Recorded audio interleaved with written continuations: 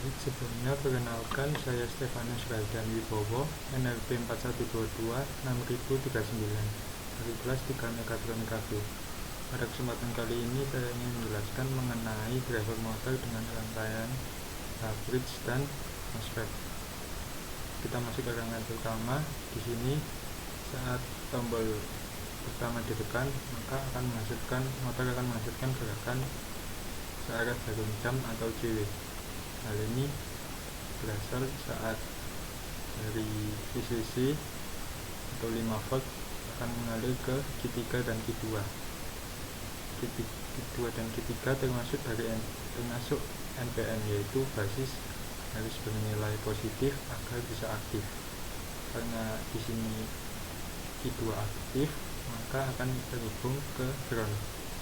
Lalu groundnya akan mengalir dari emitter, yaitu panah, ke arah kolektor yang tidak ada panahnya, sehingga Q1 tidak akan aktif karena basisnya bernilai negatif.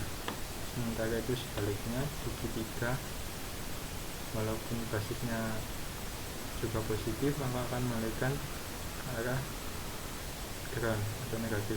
Sementara di sini ada VCC yang masuk ke BD140 atau Q6, maka akan bisa tembus karena Q6 atau BD140 termasuk PNP, yaitu basisnya harus bernilai negatif supaya bisa mengalirkan arus.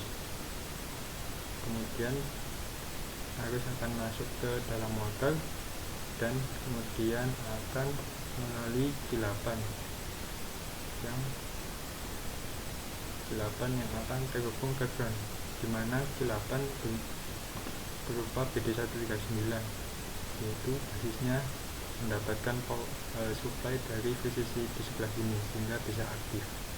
Sementara itu sebaliknya, saat kita mengaktifkan tombol kedua, maka motor akan menghasilkan gerakan VCW, yaitu berlawan dengan arah jarum jam.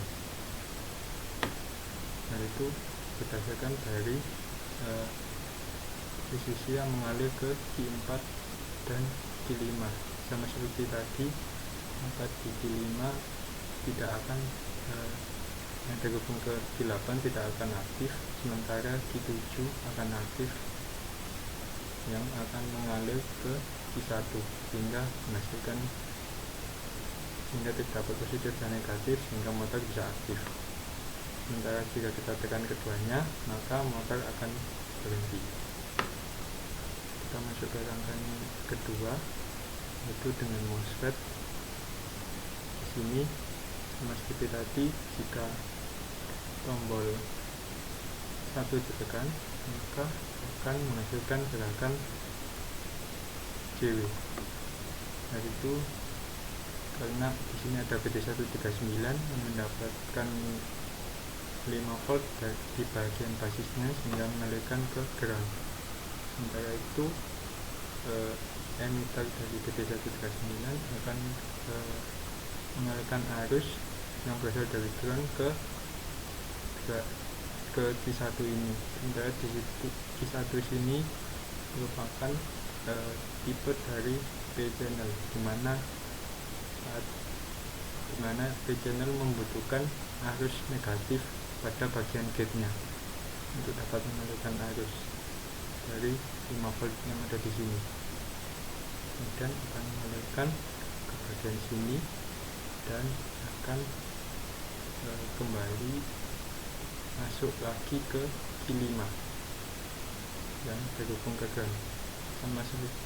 Kemudian saat tombol 2 ditekan, maka akan menghasilkan gerakan VCW, dimana intinya seperti tadi, yaitu Q6 akan aktif yang mengalirkan arus ke Q2, dimana Q2 akan mengalirkan arus terhubung hingga akhirnya ke Q3 dan menuju ground. Di sini ada rangkaian kedua dari MOSFET, yaitu saat kita tekan tombol yang pertama, maka akan menghasilkan gerakan JW juga. dimana di sini lagi-lagi ada PD139 yang memiliki basis positif yang terhubung ke ground, kemudian akan mengalirkan ke PD139 di sini, yaitu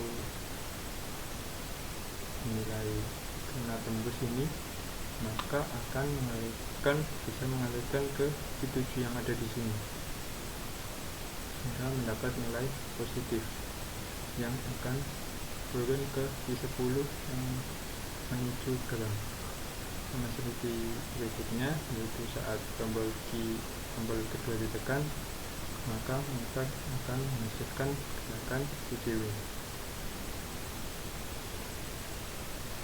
Dapat dilihat saat ini motor bernilai minus arah putaran, yaitu PCW. Kemudian kita akan masuk lagi ke rangkaian selanjutnya, yaitu motor DC brush dengan encoder.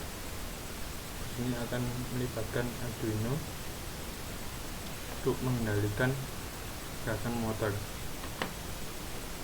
Ini merupakan rangkaian yang sama seperti modul, dan kita bisa lihat di bagian program. Di sini terdapat pin-pin dari motor yang akan terhubung ke Arduino. Kemudian di sini akan ada potensio 1 dan potensio 2 sebagai bagian untuk mengatur PWM. Kemudian di sini ada dip switch, yaitu terhubung ke pin 3 dan pin 4 yang akan mengendalikan arah putaran motor. Di sini ada budget up sebagai input dan output, definition input dan output. Nah, potensio akan menjadi input, potensio 1 dan 2 menjadi input, juga dip switch 1 dan dip switch 2. Ini PWM akan dibaca dari potensio. Kemudian di sini ada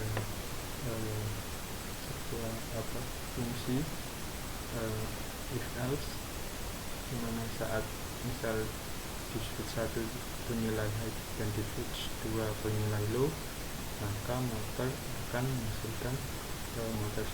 menghasilkan gerakan putaran ke kanan, dan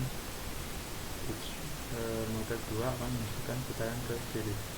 Begitu juga selanjutnya, ini hanya dibalik saja ya. Kemudian saat dimulai high keduanya, bagaimana yang terjadi. Kemudian saat semuanya bernilai low, maka motor seharusnya berhenti. Kita coba ke rangkaiannya.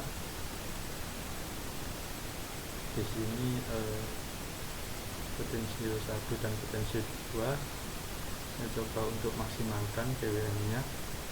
Kemudian kita hanya akan melihat dip switch 1. Di sini di program saat dip switch 1 bernilai high dan dip switch 2 bernilai low, maka gerakannya akan seperti ini. Maka motor pertama akan menghasilkan gerakan PCW, dan motor kedua akan menghasilkan gerakan CW. Dan sebagaimana terlihat di sini, motor 1 bagian high-nya ada di IN2 nilai high, dimana IN1 akan menghasilkan gerakan ke kanan dan IN2 akan menghasilkan gerakan ke kiri. Jadi sudah sama, di sini ke kiri, di sana ke kanan.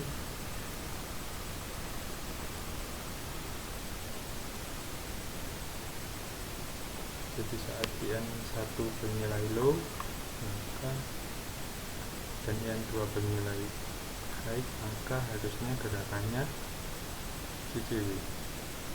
Sama seperti tadi, jika kita buka semuanya, maka seharusnya motor akan mati.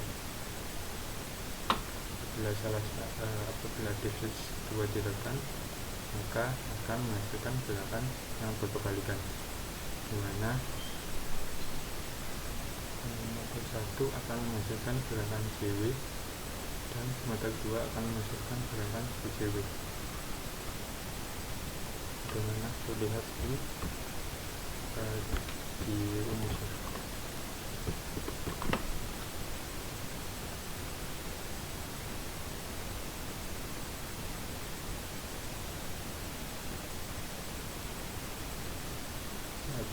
Saat disk switch 2 ditekan, maka akan menghasilkan gerakan disk 2 bunyi lahir, maka akan menghasilkan gerakan motor 1 yang satu bunyi lahir yaitu ke kanan, dan yang 2 bunyi low. Jadi ini gerakannya ke kanan, sementara motor 2 akan menghasilkan gerakan ke kiri.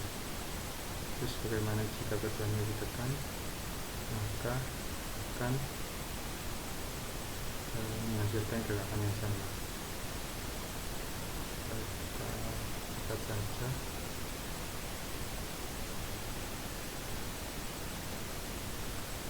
Keduanya akan berputar ke kanan, dan jika kita matikan semua, maka keduanya akan mati. Mungkin itu saja yang dapat saya sampaikan, kurang lebihnya mohon maaf. Sekian dan terima kasih.